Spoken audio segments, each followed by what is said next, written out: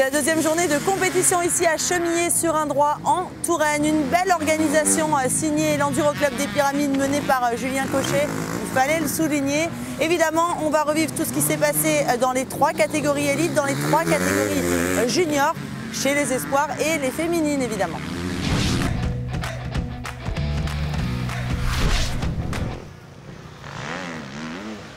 En junior E1, c'est à nouveau une troisième place pour Alexis Beau. Le pilote Atomic Moto termine à 1 minute 18 de ses concurrents et n'a jamais vraiment pu rivaliser avec eux, car devant, il y a un step de niveau mondial. En effet, entre Théo Espinas et Antoine Maguin, c'est du spectacle. Le pilote Cherco a tout d'abord pris les choses en main ce matin. Plus propre dans son pilotage qu'avant, il a malheureusement encore fait des erreurs qui lui coûtent sans doute la victoire. Une chute notamment dans SP5 et surtout un deuxième tour globalement très mauvais. À l'arrivée, il lui manque 9 secondes pour gagner.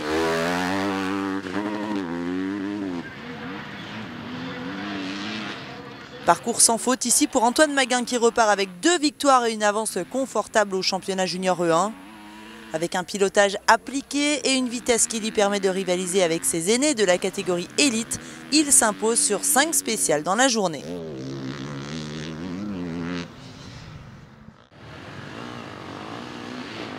En junior E2, gros coup dur tout d'abord pour Hugo Blanjou qui avait repris la tête de la catégorie dans le dernier tour. Malheureusement, le pilote KTM a calé en spécial et n'a jamais pu redémarrer. Il termine seulement 9e.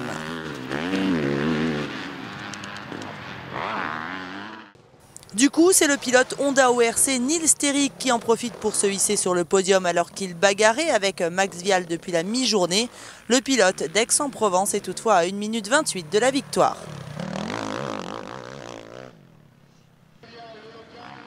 Max Vial passe donc deuxième, mais le pilote Atomic Moto est lui aussi assez loin en chrono. On est dans un autre rythme pour les plus rapides de la catégorie car il pointe à 1 minute 17 de Léo Lequéré. C'est le pilote TMX Centric qui s'impose finalement. Le Breton a mené le début de la journée avant d'être repris par Blanjou. Mais avant la dernière spéciale seulement, 2 secondes 6 séparaient les deux hommes. Il bénéficie des soucis mécaniques de son concurrent direct pour monter pour la première fois de la saison sur la plus haute marche du podium. Toutefois, cette victoire tombe à pic après un début de saison en demi-teinte. Enfin, en junior E3, Xavier Flick est comme hier à la 3e place. Justement, sur la première journée, il n'était qu'à 21 secondes de la gagne. Et aujourd'hui, il accuse un retard de plus de 1 minute. On en conclura qu'il n'est pas très friand des conditions boueuses. Comme hier aussi, Valérian Debeau est 2e. Il a bien tenté de se rapprocher du leader dans la journée, comptant un retard de 12 secondes à mi-course, puis 8 petites secondes en fin de deuxième tour. Malheureusement, il termine mal la journée en prenant un total de 14 secondes en 2 spéciales. C'est une 3e victoire cette saison pour David Abgral qui prend par la même occasion une petite avance sur la concurrence au championnat. Le pilote de la Cherco Academy s'est imposé sur 6 spéciales et n'a jamais fait moins bien que 2e. C'est ce qu'on appelle de la régularité.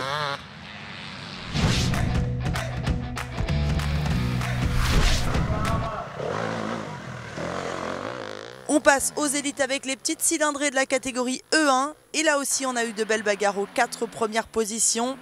Jérémy Miroir s'est longtemps accroché à la 3e place, mais il était sous la menace de Thomas Dubost et une grosse erreur dans SP8 lui fait perdre 8 secondes sur son concurrent direct. Il est 4e.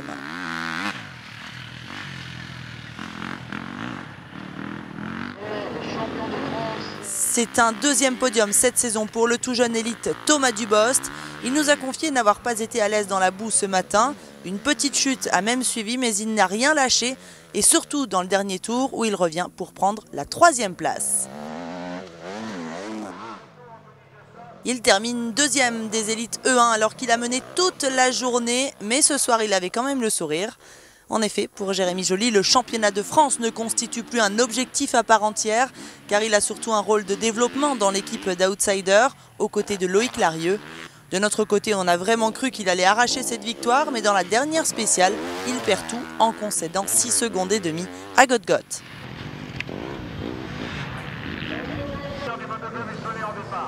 Julien Gauthier a mal commencé sa journée où il a chuté plusieurs fois, mais il l'a joué à l'expérience. Il s'est remis dans le rythme au fur et à mesure et il a su revenir sur Gigi pour lui mettre suffisamment la pression et repasser devant en fin de course.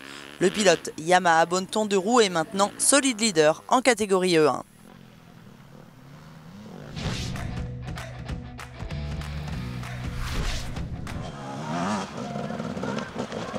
En E2, ils sont vraiment trois à mener les débats, mais à la troisième place, c'est toujours Antoine Basset qu'on retrouve depuis le début de la saison.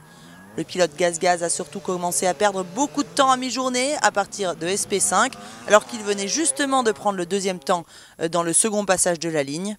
Il boucle la journée à 50 secondes de la gagne. Les jours se suivent et ne se ressemblent pas pour Mathias Bellino qui laisse cette fois filer la victoire. Après un premier tour en demi-teinte, le pilote Honda ORC s'est remis dans le rythme et a même pris la SP6 à Larieux. Mais c'est insuffisant, il s'incline pour 36 secondes. Loïc Larieux était un peu énervé hier, mais il a su réagir pour s'imposer avec une belle avance. Le pilote outsider laisse filer 2 spéciales dans la journée. Il nous a confié que d'ouvrir dans des conditions aussi glissantes faisait surtout office de bon entraînement en vue du mondial où il vise évidemment le titre.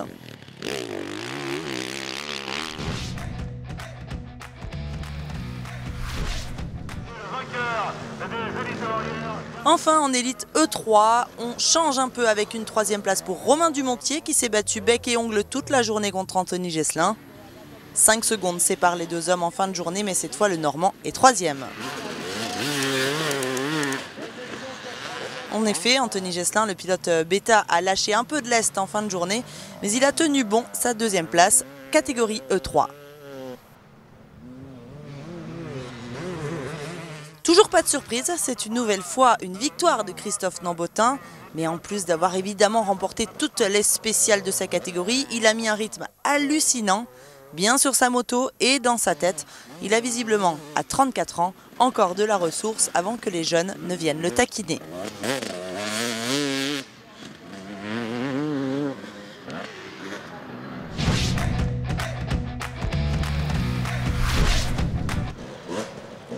Chez les féminines, beaucoup moins de suspense qu'hier puisque Justine Martel a d'entrée de jeu pris 45 secondes à Juliette Bérez et la Lozérienne termine la journée avec 1 minute 16 d'avance.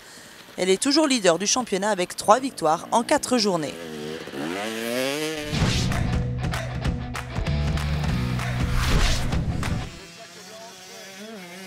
Enfin, chez les jeunes pousses de la catégorie Espoir, une belle bagarre entre Kylian Brémond et Nathan Bérère.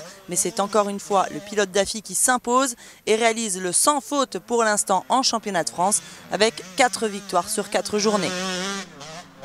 Au championnat constructeur, doublé de Gaz ici à Chemillé-sur-Indrois, grâce aux performances notamment de Christophe Nambotin et Antoine Basset. Rendez-vous les 16 et 17 juin prochains à Saint-Agrève pour la 3e manche du championnat de France d'Enduro 24 MX. D'ici là, prenez soin de vous, à bientôt, ciao.